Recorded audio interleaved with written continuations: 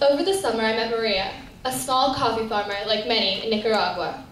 She tells a story of how 20 years ago, the price of coffee fell so low that many farmers had to abandon their land and move to cities. Some even had to leave the country. Her local school was short on supplies, and most kids didn't even have shoes or uniforms to attend. She couldn't provide for her family, so she migrated into the city and eventually bought back her family farm. She told me that sometimes children in her co-op got sick from accidentally playing with pesticides, and in the case of one child in a neighboring village, caused death. Eventually, her co-op received Fair Trade certification, which assures there is no child labor, guarantees a degree of organic production, and she says business has never been so stable. Fair Trade is a certification system that works directly with co-ops so they are treated in a socially just manner. With Fair Trade, Maria's co-op has reduced pesticide use by 80%, and her children have a path to college. They have a new and improved medical building, and most importantly, she is always guaranteed a minimum price for her coffee, even when market prices are low.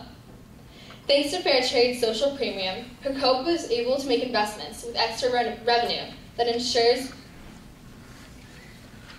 innovation and sustainability. She's even found a way to keep the byproducts to a minimum by composting coffee pulp into fertilizer for her crops. As we said, black gold. Most importantly, she feels that Fair Trade has allowed her to stay competitive in the global market and given her knowledge to help her and her people.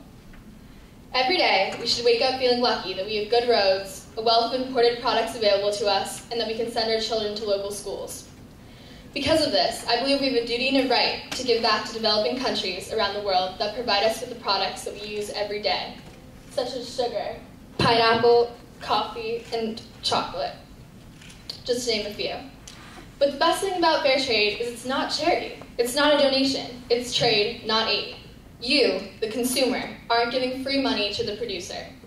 Instead, you're helping them remain players in a global market. You're helping them decrease their dependency on pesticides and allowing them to keep producing from the land they live on.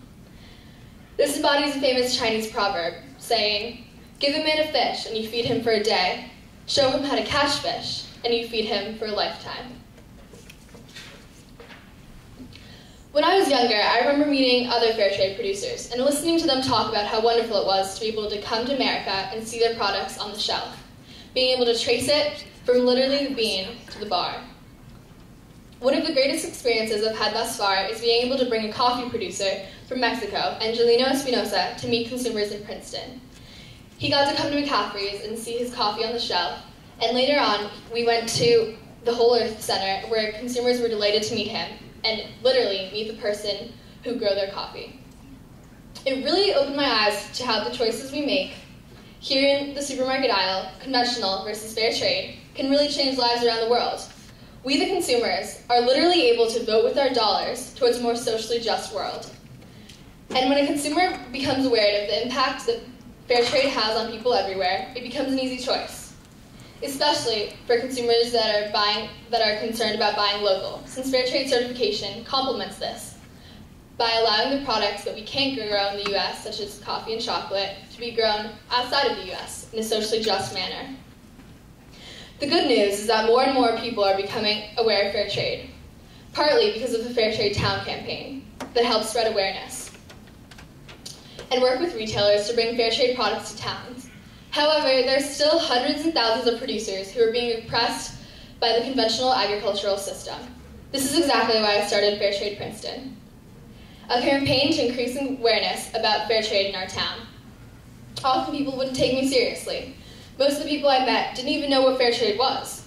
I took time out of doing other things and instead participated in community events with other members of my campaign, such as a booth at Community University, events at the Arts Council, the Next School campaign, and I worked with retailers frequently. Eventually, it paid off, and I was privileged enough to be able to write articles for Genius Country and Edible Jersey, all with the single purpose of raising awareness through the masses. We built a steering committee with a wonderful array of people in Princeton, including our Deputy Mayor, Liz Lempert. We went on to declare Princeton a fair trade town and earn the Sustainable Princeton Award. When I think about Fair Trade Princeton, I really want it to be my legacy to this town.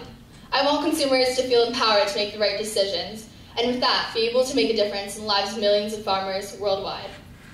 When consumers understand this, the world market becomes the biggest lever for change. So next time you're in the aisle of your supermarket, look for the certification label, and you can make a difference every day.